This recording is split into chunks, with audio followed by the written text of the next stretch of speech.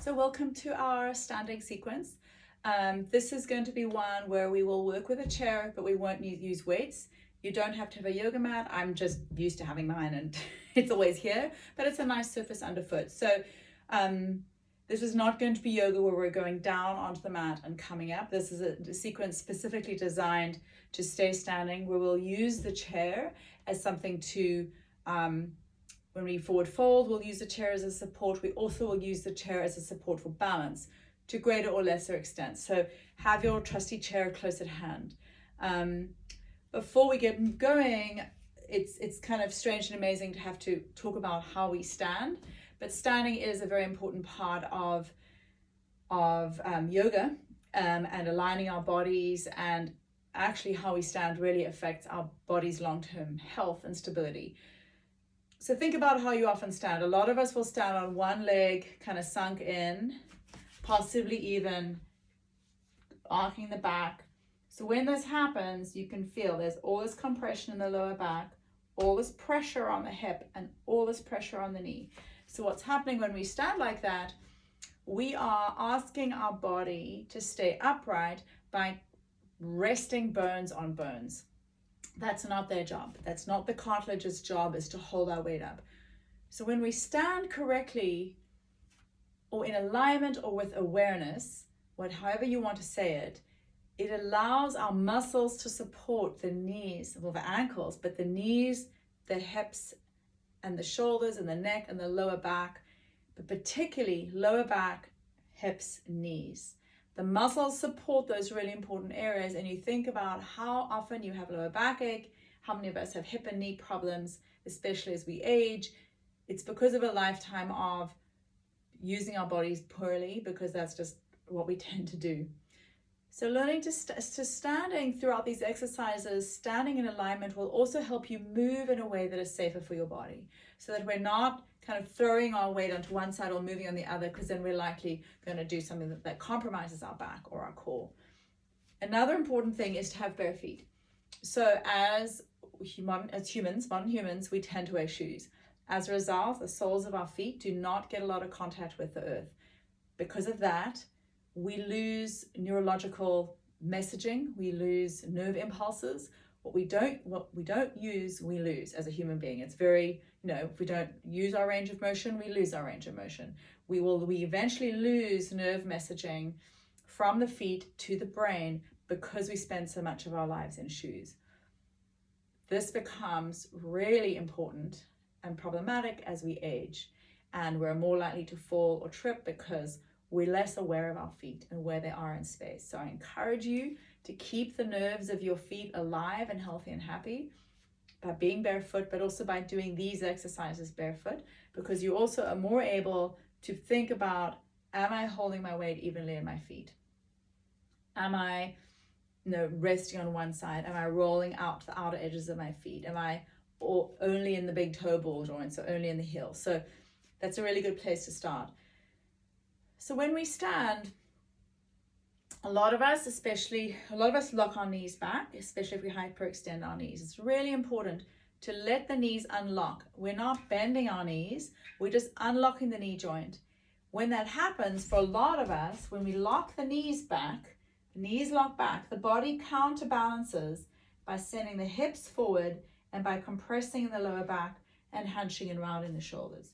So when we unlock the knees, it relieves all that pressure, and almost immediately our body is forced to realign into its natural alignment. So it's a really great kind of fast track or hack, as the kids would say. Unlock the knees, feel the pelvis. The pelvis actually, the tailbone lengthens down a little, the pelvis just subtly tucks a little, putting the pelvis in better and safer alignment for pelvic floor health. Bring the shoulders. This allows us to bring our shoulders over the pelvis, bring the ear holes over the shoulders. So feel your body in space. Take a few minutes just to feel what it feels like, and then tune into that knitting of the core we discussed when we were sitting.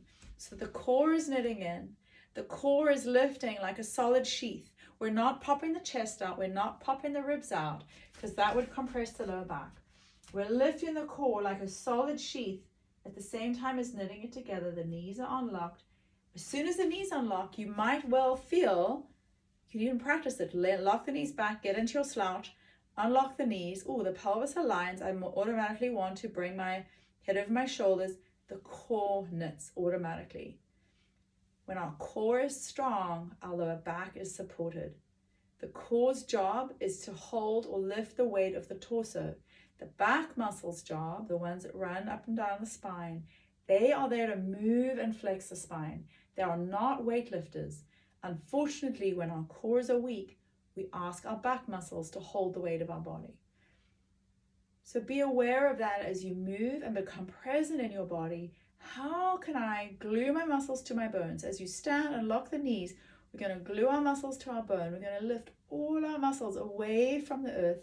We're going to knit in the core. The spine becomes long, and suddenly standing becomes a workout. You can feel your muscles engaging. It can become tiring. Whenever we slip into our slouch, come back, come back, come back. That's your moment of mindfulness. When you realize you're slouching, oh, let me align my body and stand tall and graceful and evenly.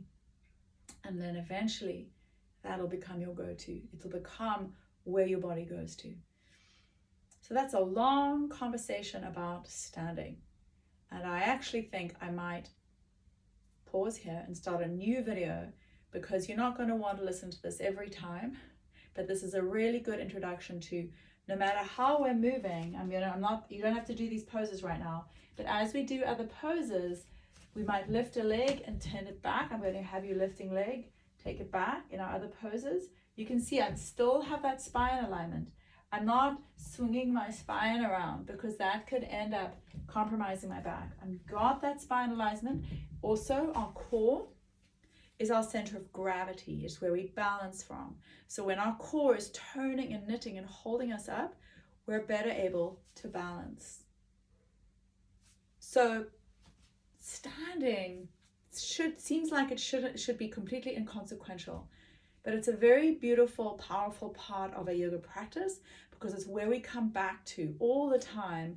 And it's that and breathing and being calm amidst stress and trouble and problems are really the key gifts of yoga that we can take into our day-to-day life. So let's take a moment just to stand together. So find your alignment, find your feet in space, feel them. Bring evenness so that you're standing in your left foot and your right foot evenly. And then within each foot, can you stand evenly? So sometimes we have more weight at the front or the back or the left or the right. Can you bring even weight to the feet? Can you unlock the knees? Can you feel that subtle, it's not bending, it's just a teeny micro bend, an unlock of the joint, allowing the pelvis, the lower back to become spacious. It's not tucking, the pelvis isn't tucking. You didn't actually purposefully do anything to the pelvis. Then unlocking the knees, allow the lower back to become spacious. Your core knits, torso lifts beautifully as a solid cylinder. Shoulders slide away from the ears, relax away from the ears. Ears are over the shoulders. And if you want to have a tiny tuck of the chin, again, find that spaciousness. This pose is called Tadasana. It's mountain pose. Should have said the feet are hip width apart. And you have that center alignment we had sitting. So it's center of the feet in line with the femur, in line with the center of the thigh. Unless you are, when you're pregnant, we need to have our legs wider, unless you have some compelling need to have your legs uneven, and you can even feel free to check with me about why you might feel you need to have your legs unevenly. For most part in yoga, we are trying constantly to bring our place self back to evenness. So find yourself in Tadasana, mountain pose, and breathe. And then again, bring that equanimity and that acceptance that we have throughout yoga. Bring it to this moment. Accept that it might feel foreign to you to stand evenly. Can we be in this unusual or new shape without judgment, with curiosity, with grace, offered to all our years of slouching? And knowing that this is taking care of your body. Then bring your hands to prayer at your heart. This is called Samastiti He, which means equal standing pose. Can we find 3 of those breaths we had at this when we had our seated series, filling from belly through ribs through chest, letting our breath drop away from chest through ribs through belly. Again, belly, ribs, chest, in that order. And letting chest, ribs, belly. Let's do one more together.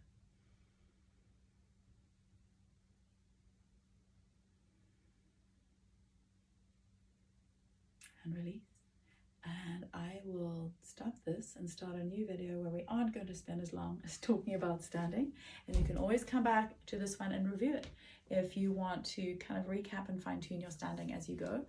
But I will often mention these basic cues as we go that I felt that standing needed its moment.